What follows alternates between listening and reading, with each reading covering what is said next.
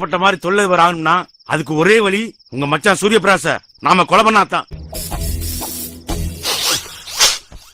அட நார பயலுகளா, மயக்க மருந்து வாங்கிட்டு வாங்கினா செண்டை வாங்கிட்டு வந்திருக்கீங்களா? குரு பேசாம இந்த தலானி வச்சு ஒரே அமுக்கு அமைக்கிட்டா. பேசாம அதை செய்ய முதல்ல.